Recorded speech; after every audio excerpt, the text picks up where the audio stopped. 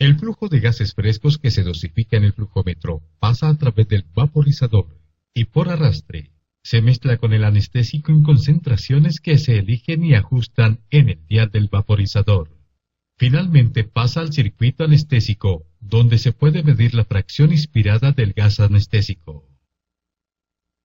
Concentración del agente anestésico en el gas inspirado. La concentración inhalada del agente anestésico, que generalmente se expresa en volúmenes por ciento, depende de dos factores: de la dosificación del agente anestésico en el dial del vaporizador y del flujo de gases frescos que se está administrando en el flujómetro. Por esto, para aumentar la concentración en el circuito anestésico y lograr saturarlo más rápidamente, se puede aumentar el flujo de gases, la concentración del anestésico en el dial o en ambos.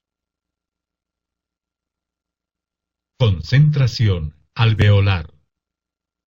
Al iniciar la administración de un agente anestésico inhalado, los alvéolos no poseen ninguna molécula de anestésico y con cada ciclo respiratorio la concentración alveolar del mismo irá aumentando sin llegar al valor de la fracción inspirada, pero estableciendo una determinada proporcionalidad con la misma.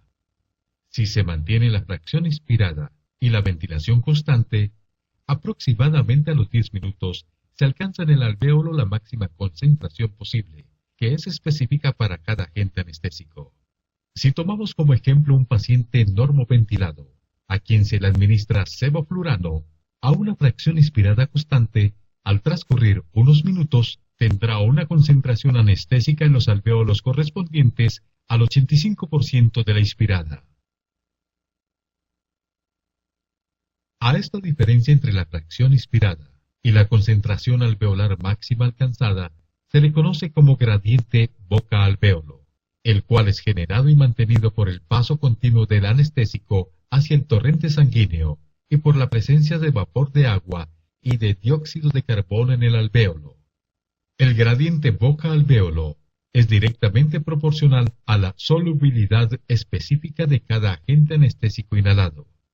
Es decir, a mayor solubilidad del anestésico en sangre, el gradiente es mayor y viceversa. Con fracción inspirada y ventilación constante, el gradiente boca-alvéolo es constante durante todo el tiempo de mantenimiento de la anestesia, excepto en los minutos próximos y posteriores a cualquier cambio de la posición del dial del vaporizador y o de la ventilación. El gradiente alvéolo-boca explica el comportamiento de la curva que muestra el cociente entre la fracción alveolar sobre la fracción inspirada.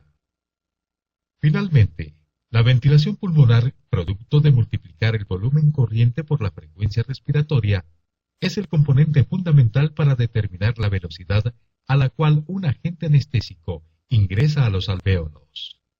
De ahí que los cambios en la ventilación pulmonar aceleran o disminuyen la velocidad de inducción anestésica y determinan la velocidad con la cual varía la profundidad de la anestesia. Es decir, cuando hay mayor ventilación por minuto, se observa un aumento más rápido en la concentración alveolar del agente anestésico y, por ende, una mayor velocidad de la inducción anestésica.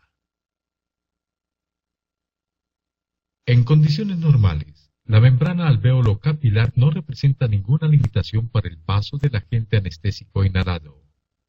Cuando la relación ventilación-perfusión es normal, existen tres factores que determinan la velocidad del paso de los agentes anestésicos inhalados del alvéolo a la sangre: la solubilidad del agente anestésico inhalado, la diferencia o gradiente de concentraciones del agente anestésico inhalado alvéolo-sangre y la velocidad de flujo sanguíneo pulmonar o el gasto cardíaco.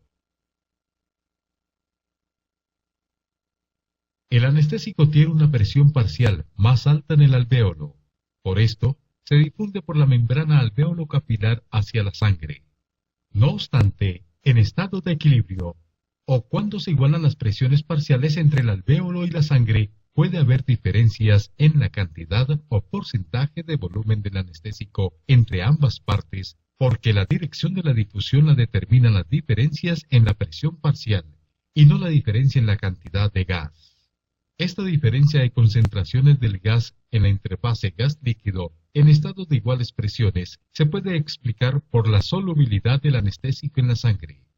Así, por ejemplo, un anestésico poco soluble en sangre en estado de equilibrio o de iguales presiones entre alvéolo-sangre puede tener menor concentración en la interfase sangre.